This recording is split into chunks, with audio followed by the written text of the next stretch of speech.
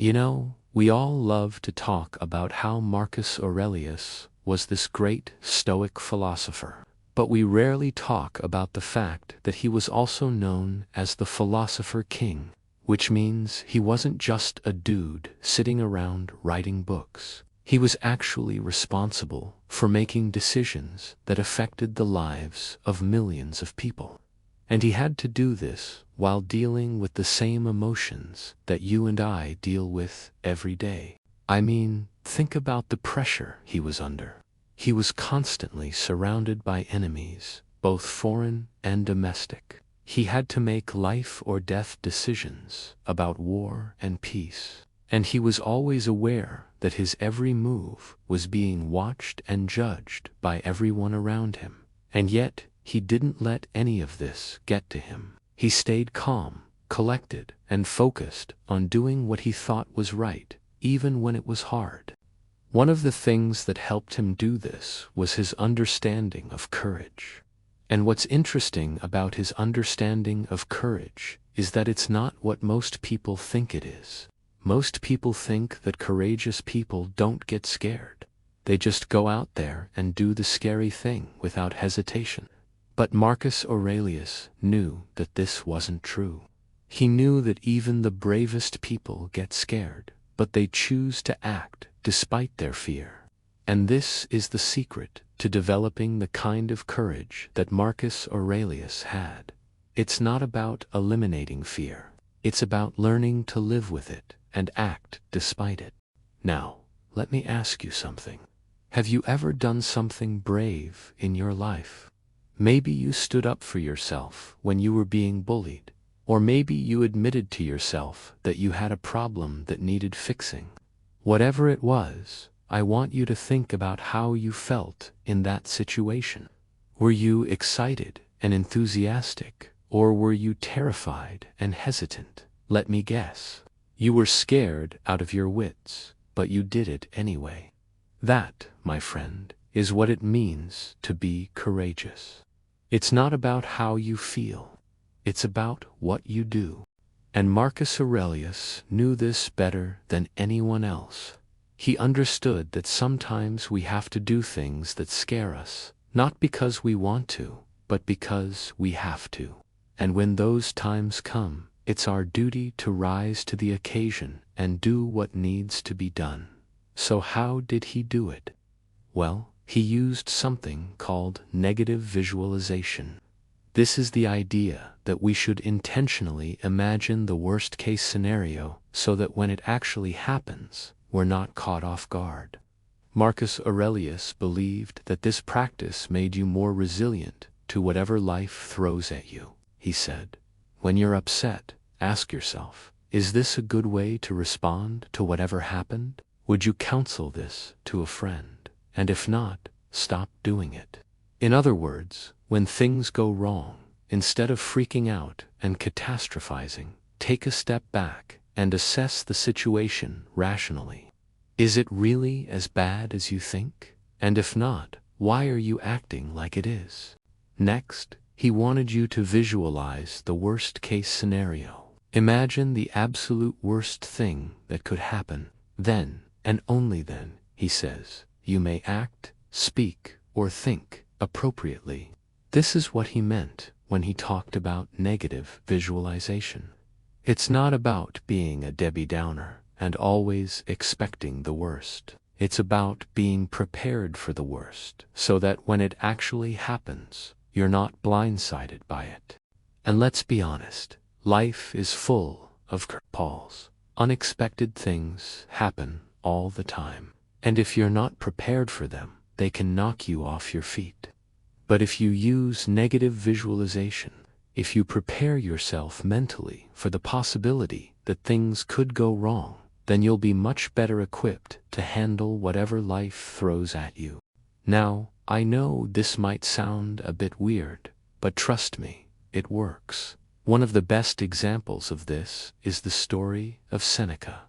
Now, for those of you who don't know, Seneca was one of the richest men in Roman history. He was a senator, a playwright, and a philosopher, and he was also a master of negative visualization. Seneca understood that even though he was rich and powerful, his life could change on a dime. So he constantly visualized the worst-case scenario. He imagined losing his fortune, losing his reputation, and even losing his life. And when these things actually happened, he was prepared for them. He didn't panic. He didn't despair. He didn't blame fate. So if you want to develop the kind of courage that Marcus Aurelius and Seneca had, start practicing negative visualization. Start imagining the worst-case scenarios so that when it actually happens, you're not afraid. Another thing that Marcus Aurelius did to build his courage was something he called the discipline of desire. Now, you might be thinking, wait a minute, doesn't Stoicism teach you to detach from your desires? Well, yes, it does. But Marcus Aurelius wasn't trying to eliminate desire. He was trying to redirect it. He wanted his desires to be in line with his values and his purpose. He said, the chief task in life is to separate things into two buckets, the things that are in our control and the things that are not in our control. And then he added, to desire what is not in our control and to avoid what is in our control is to live backwards. And this is the key to developing the kind of courage that you need to succeed. You see, we all have desires, and it's important to acknowledge them, to be aware of them. But we also have to be careful with them, because if our desires are misaligned, if they're not in line with our values and our purpose, they can lead us down a path of fear and inaction. But if we can learn to redirect our desires, if we can focus on what's in our control and not what's not in our control, then we'll be able to act with courage, no matter what the circumstances are. Let's say, for example, that you want to start a business. You have this great idea, but you're afraid of what other people will think. You're afraid of failing, and you're afraid of taking risks. If these fears are controlling you, if you're letting them dictate your actions, then you'll never be able to start your business. But if you can redirect your desires, if you can focus on your vision and your purpose and let that guide you, then you'll be able to act with courage despite your fears. Another thing that Marcus Aurelius did to cultivate his courage was to associate with virtuous people. He surrounded himself with individuals who shared his values and his commitment to excellence. He said, "We are the average of the 5 people we spend the most time with." And this is such a powerful idea.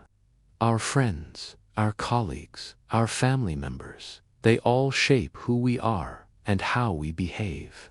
If you want to be courageous, then you need to surround yourself with people who are courageous, people who are risk takers, who are passionate, who are committed to excellence. When you spend time with these kinds of people, you'll start to adopt their mindset. You'll start to think like them. I'll give you an example from my own life.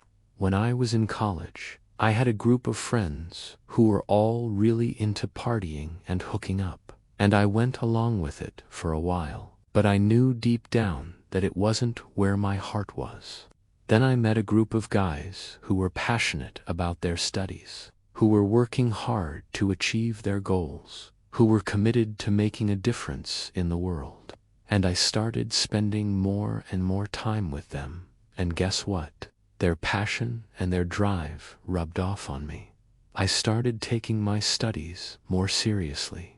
I started working harder, and I started thinking about how I could use my education to make an impact. In other words, I became the average of the 5 people I spent the most time with. So if you want to be courageous, if you want to develop the kind of courage that Marcus Aurelius had, then make sure to associate with virtuous people.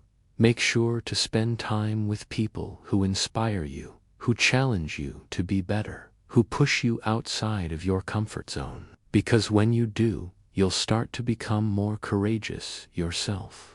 Marcus Aurelius was a master of this. He understood the importance of associating with virtuous people. He said, "He who is everywhere full of hope is a fool. Hope for what is in our control, but do not demand that it happen."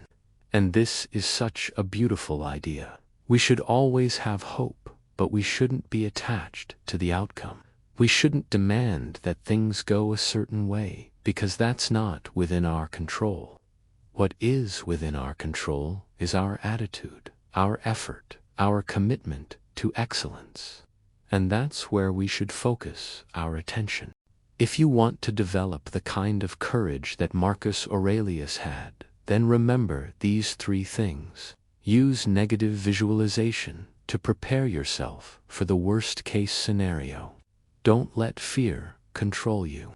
Redirect your desires and focus on what's in your control. Remember, you don't need to feel brave to act bravely. You don't need to be fearless to be courageous.